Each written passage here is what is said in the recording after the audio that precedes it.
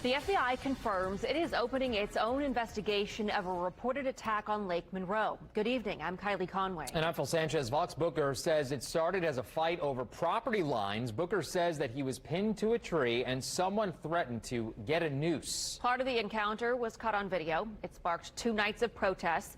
Bloomington police are now searching for 2 people who were in a car that hit and hurt 2 protesters last night. We'll have more on that in a moment. But we begin tonight with News 8's Demi Johnson back in Bloomington tonight. Demi, good evening.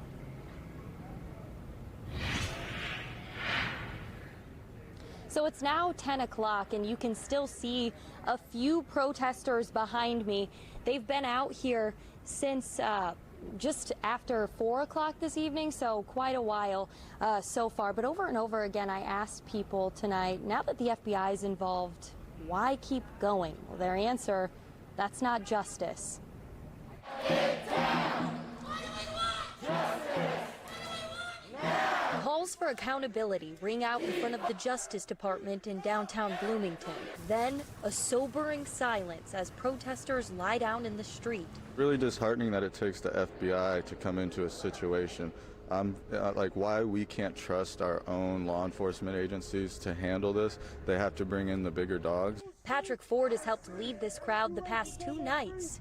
He says he doesn't plan to stop until everyone involved with threatening to lynch Vox Booker at Lake Monroe is prosecuted and law enforcement is held accountable for not stepping in sooner. We're getting more and more support every day, so if they think they can continue the actions that they're doing and they're not going to have more people yelling for their jobs, then they're completely wrong. Support did grow, from a crowd of nearly 300 on Monday to roughly 500 Tuesday. Among the group were Bill and Glenda Breeden. You can see them here, holding their homemade sign. We're older, we're white. Yeah, I'm glad to be here. Glenda's husband Bill says they've always been here. I've been acting out for nonviolence and for peace for 40 years, and I'm glad these young people are leading the way. And the Breedens plan to stay in their corner until they see change. I wish the young people success. We haven't had as much success as we'd like to have. I hope they have a hell of a lot more success than we've had. It's that kind of support that keeps Ford going. Each time they throw a punch at us, I promise you we're going to come back stronger. Now, we didn't see any law enforcement here last night or tonight monitoring the protesters or helping block traffic here downtown. We're not sure if protesters plan to meet here again tomorrow night. Live in Bloomington, I'm Demi Johnson for Wish TV, wishtv.com, and be sure to follow us on Facebook. Demi, thank you. And as we mentioned, Bloomington police are asking for the public's help finding a driver and passenger in a car that hit 2 protesters last night. It happened around 4th and Walnut just before 9:30, right there on the square. Officers say the passenger of the vehicle got out of the car to remove an electric scooter from the road. Here's the video slowed down here. Then a woman got in front of the vehicle, stood in front of it with her hands on the hood of the car. The car accelerated with the woman then on the hood. A man also clung to the side of it. The woman was hospitalized after being knocked unconscious. The man had abrasions to his arms. Anyone with information on these people or the car in the picture, you're asked to call Bloomington Police. The number is 812-339-4477.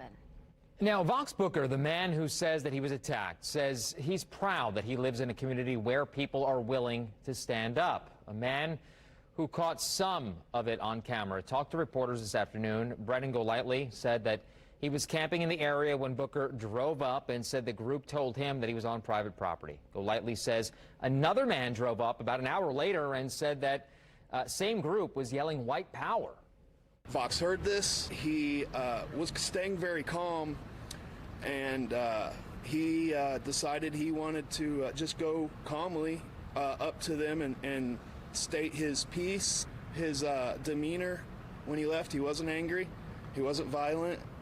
He wanted to go up there and because these people were harassing our party members, and he wanted to make peace. I don't have the privilege to avoid racism in society. What I wanted to do was reach out to folks and see if we could establish a dialogue, if we could recognize each other's humanity, if we could build a better community, and sometimes you have to take that uncomfortable step.